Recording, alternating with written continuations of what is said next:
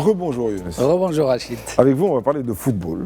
Bien évidemment. On est à 3 jours de la finale de la Coupe du Monde. Elle aura lieu à New York.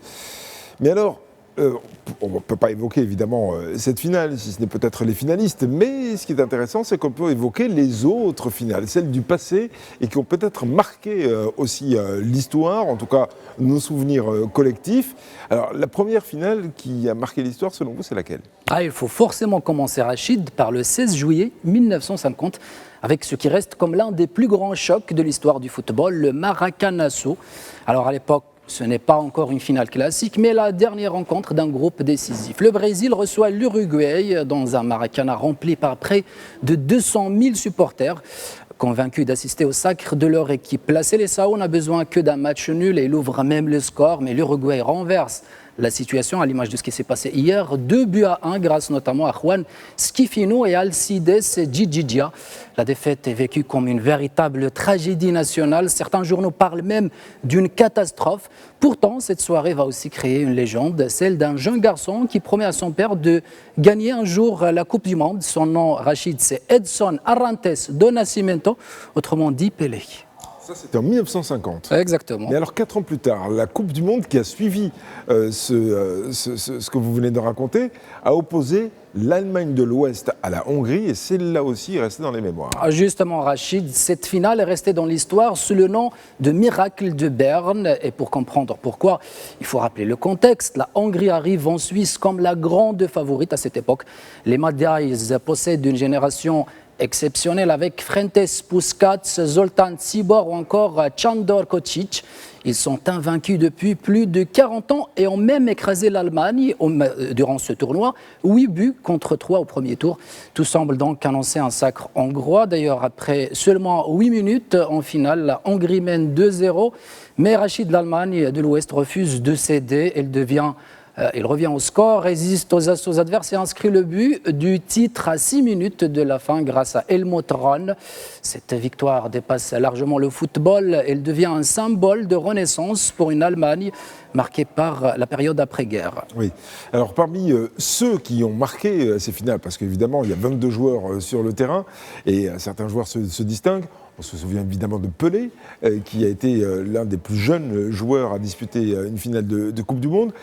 Mais en 1970, il y a une finale qui, elle aussi, a permis de distinguer des joueurs. Effectivement, Rachid. Et pour parler de ce Pelé-là, justement légendaire, il faut aller au 21 juin 1970 au Mexique. Le monde assiste peut-être à la plus belle démonstration collective de l'histoire du mondial. Le Brésil affronte l'Italie dans une finale entre deux nations déjà double championnes du monde.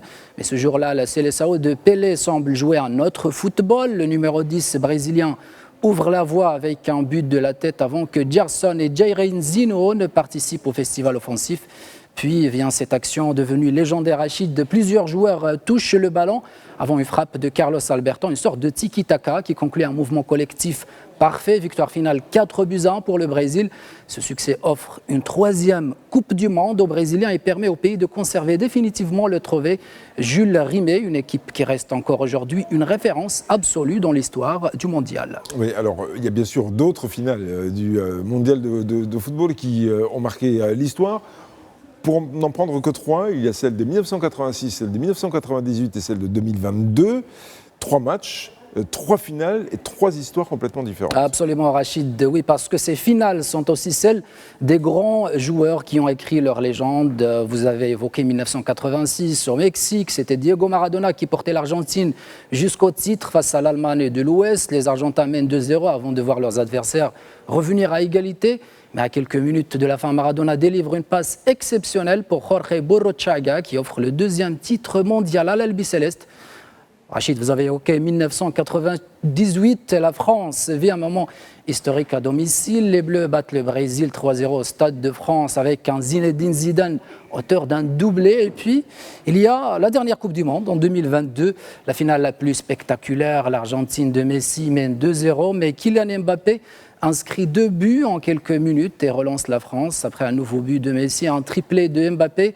La décision se fait au tir au but, un scénario digne d'un film, hein, Rachid. Oui, exactement. Et peut-être qu'on vivra la même chose dimanche avec cette finale qui opposera donc l'Argentine à l'Espagne. Merci beaucoup, Younes Benzine. C'était l'autre regard et tout de suite, c'est l'autre journal avec Sama Salier.